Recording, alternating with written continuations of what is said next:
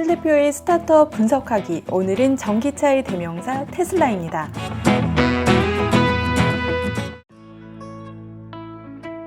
다양한 분야에서 스타트업 붐이 일고 있는 요즘 시대지만 스타트업으로 막대한 자본력이 필요한 자동차 제조업, 그것도 GM과 닛산 등 대기업에서도 이미 모두 포기했던 전기차 제조업에 도전한다면 정말 무모한 도전일까요? 이 무모해 보이는 도전에 정면 승부수를 던진 기업 바로 테슬라입니다. 2003년에 테슬라 모터스라는 이름으로 설립된 테슬라는 현재 어떤 모습일까요? 최근 6개월간 테슬라의 주식 그래프를 보면 6개월 전에 225달러 하던 주식이 최근 최고점 가격이 917달러까지 치솟았습니다. 이 뜨거운 상승세로 이슈몰이를 하고 있는 테슬라입니다. 전기차를 사랑한 젊은이들 5명이 모여 캘리포니아 신생기업 테슬라를 본격적으로 추진해 나갑니다. 그리고 리더인 일론 머스크는 확고한 신념과 남다른 배짱으로 지금의 테슬라를 만들었습니다. 그런데 일론 머스크는 테슬라만 이끌고 있는 것이 아닙니다. 일론 머스크가 하고자 하는 일들을 보면 이거 실화임 하는 생각이 들 정도로 허무맹랑해 보이지만 실제로 추진하고 있으며 또 성공해 나가고 있습니다. 일론 머스크는 지구인을 화성에 살게 하겠다는 목표로 화성 탐사를 추진하는 스페이스X의 창립자이며 서울 부산 거리를 단 16분 만에 이동한다는 하이퍼루프를 개발하는 주인공입니다. 그리고 일론은 테슬라를 통해 전기차의 새로운 패러다임을 선보이고 있습니다. 그렇다면 테슬라는 어떻게 탄생하게 되었는지 알아보겠습니다. 앨런 코코니와 왈리 리펠은 GM에서 임팩트를 디자인합니다. 회사와의 갈등에서 벗어나 본인들만의 전기차를 만들기 위해 1992년 AC 프로펄전을 설립합니다. 뒤이어 1994년에 스탠퍼드대 출신의 톰 게이지가 합류하게 되고 티제로라는 첫 전기차를 만들었습니다. 티제로는 200마력의 힘과 제로백 4.1초가 걸리는 스포츠카 전기차였지만 납 배터리를 사용하였기 때문에 배터리 무게만 450kg에 달하고 주행거리가 겨우 60마일에 불과했습니다. 누보미디어의 마틴 에버하드와 마크 파페닝은 전자책 리더기인 로켓 이북을 만들었고 후에 잼스타에 1억 8,700만 달러에 팔게 됩니다. 회사를 매각하면서 큰 돈을 벌게 된 마틴과 마크는 당시 미국과 중동의 갈등 문제 그리고 내연기관 자동차를 대신할 수 있는 전기차에 관심을 가지면서 전기 스포츠카를 만들기 위해 2003년 7월 테슬라 모터스를 설립하게 됩니다. 티제로 1세대에서 가장 큰 문제점은 무겁고 짧은 주행거리의 한계를 지닌 납배터리였습니다. 하지만 노트북형인 리튬 이온 전지를 전기차에 적용하면 이 문제들을 해결할 수 있었습니다. AC 프로펄전의 톰 게이지 옆집에는 스티브 캐스너가 살고 있었습니다. 톰 게이지와 스티브 캐스너는 어느 날 전기차에 대한 이야기를 하게 되면서 스티브 캐스너는 AC 프로펄전이 마틴 에버하드가 솔깃할 회사임을 예감하고 서로를 소개하게 됩니다. 마틴은 티제로를 보고 아주 마음에 들었습니다. 그래서 흔쾌히 10만 달러를 투자하였고 AC 프로펄전은 리튬 이온 전지를 이용한 티제로 2세대를 개발하였습니다. 티제로 2세대는 파나소닉 18650 배터리를 6,800개 연결해 만들었고 주행거리 4,800km의 놀라운 전기차였습니다. 하지만 AC 프로펄전은 이 당시 캘리포니아 무공해 차량 의무 생산 규정이 철회되고 마틴 에버하드가 투자한 투자금도 금방 소진되면서 심각한 자금난에 빠지게 됩니다. 제이비 스트라우벨은 스탠포드 대학에서 공부를 하고 태양열 발전과 전기차에 관심이 많았습니다. 어느 날 헤럴드 로젠이 전기 비행기 투자 문제로 일론 머스크를 만나러 가는데 스트라우벨에게 같이 가자고 하였습니다. 이렇게 스트라우벨은 일론 머스크를 만나러 가게 되는데 일론이 전기 비행기에 관심이 없어 하자 스트라우벨은 리튬 이온 배터리와 전기차 이야기를 언급하게 되었고 일론은 크게 관심을 보였습니다. 이렇게 일론과 스트라우벨의 인연이 시작되었습니다. AC 프로펄전의 티제로를 보고 일론 머스크와 마틴 에버하드는 상당히 호감을 가졌고 투자를 원했습니다. 하지만 일론과 마틴이 원한 건 더 섹시한 고급 전기 스포츠카를 원했습니다. AC 프로펄전은 직접 자동차 제작업체가 되는 것에 부담을 느꼈고 구동장치 개발에만 집중하고 싶어 했습니다. 결국 테슬라 모터스의 마틴 에버하드는 AC 프로폴전으로부터 구동장치 사용 허가를 받았고 본인의 회사인 테슬라 모터스에서 직접 만들기로 하였습니다. 뒤이어 엔지니어인 이언 라이트가 합류하고 본격적으로 전기 스포츠카를 만들기 위해 투자처를 물색하면서 일론 머스크를 찾아가게 됩니다. 이때 일론 머스크는 테슬라 모터스에 650만 달러를 투자하였습니다. 650만 달러가 얼마일까요? 무려 80억 원입니다. 한 개인이 본인 돈 80억을 아무것도 없는 전기차 제조 신생기업에 투자한 것입니다. 이때 일론의 조건은 바로 테슬라 모터스의 회장직이었습니다. 마틴과 마크는 아무리 신생기업이라도 회장직을 선뜻 주기에는 고민할 수밖에 없었겠죠. 하지만 선택의 여지가 없었고 후에 마틴은 일론과 소송까지 가는 안 좋은 사이로 끝이 나지만 훗날 인터뷰에서도 마틴은 다시 그때로 돌아간다 하더라도 일론의 제안을 받아들였을 거라고 하였습니다. 이렇게 하여 이 5사람이 테슬라 모터스를 본격적으로 추진하며 첫 모델인 로드스터를 만들게 됩니다. 당시 로드스터는 그 출발점이 T0였습니다. 하지만 고칠 게 너무 많았고 이리저리 많이 수정하다 보니 거의 새로 만들다시피 하게 되었습니다. 그래서 테슬라는 더 이상 T0 기술력으로 AC 프로폴전에 로열티를 줄 필요가 없다고 생각하였습니다. 결국 테슬라와 AC 프로폴전은 기술 제휴도 상당히 껄끄럽게 끝이 납니다. 테슬라의 첫 번째 작품 로드스터는 파나소닉 18650 배터리를 6831개를 연결하여 만들었습니다. 그렇기 때문에 하나의 과열로 인해 연쇄 반응이 일어나는 것을 방지하기 위해 각각 띄어져 독립적으로 설계가 되었고 수랭식으로 냉각 장치를 만들었습니다. 스포츠카인 로드스터의 바디는 영국의 로터스와 제휴하여 앨리스의 바디를 바탕으로 만들었습니다.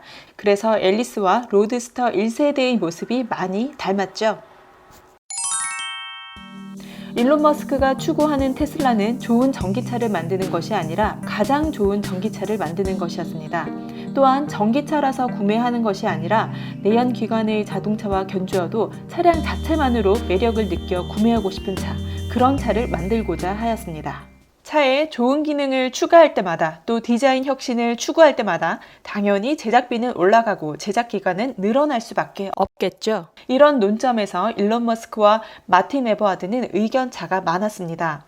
결론은 대부분의 갈등에서 일론의 뜻대로 이루어졌고 2006년 7월 1일 로드스터가 공개되었습니다.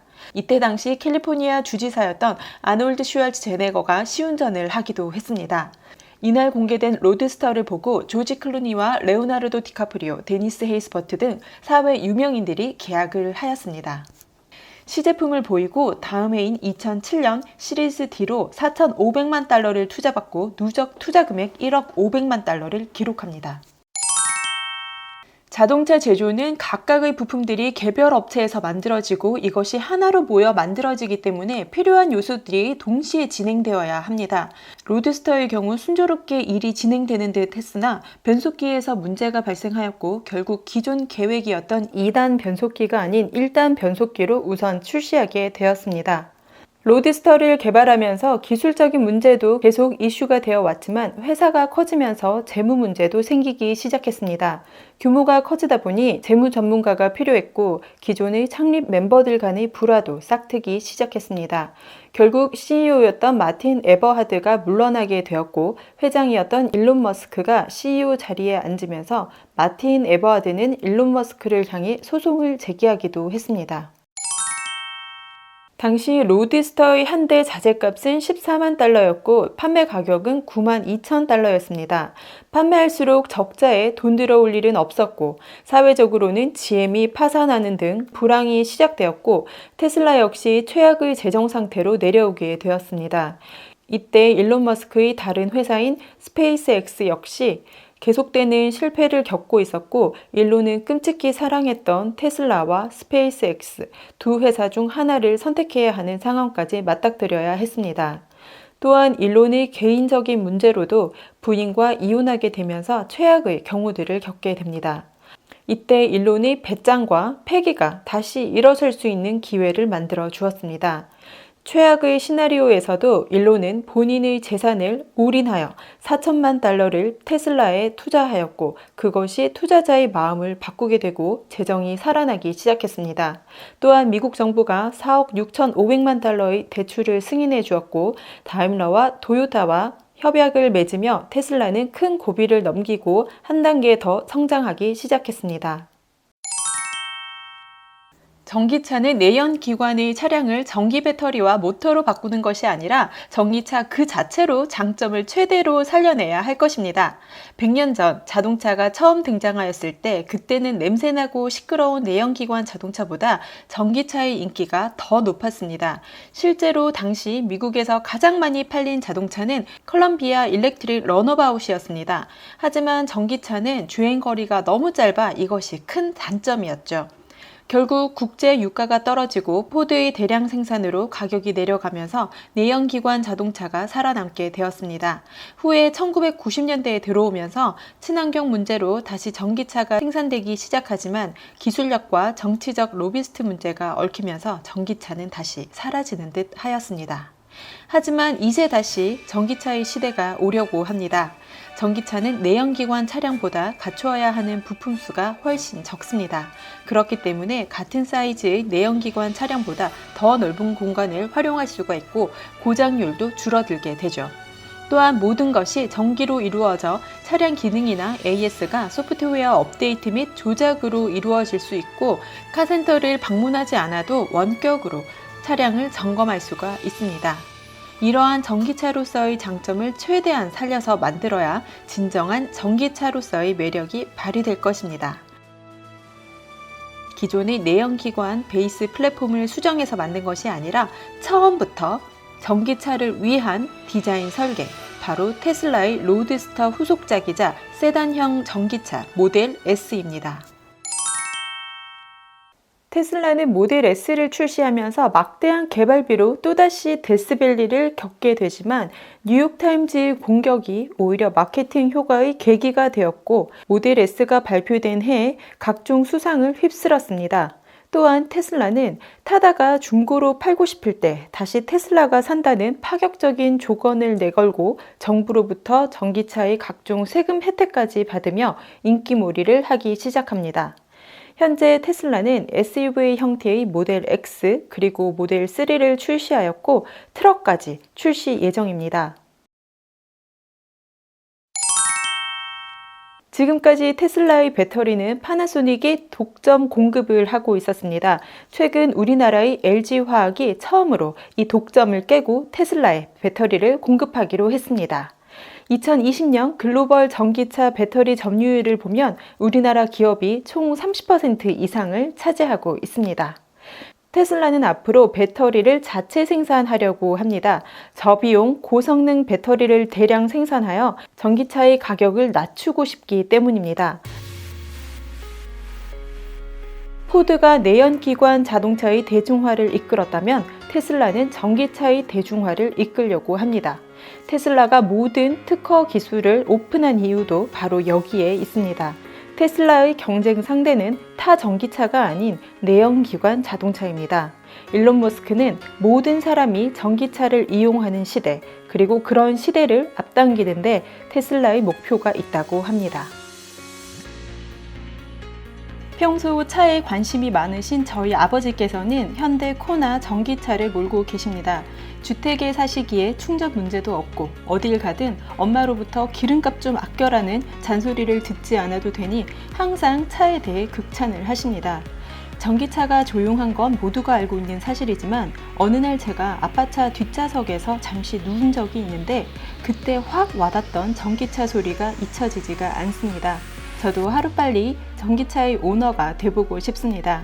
이 영상이 도움되셨다면 좋아요, 구독 꼭 눌러주세요.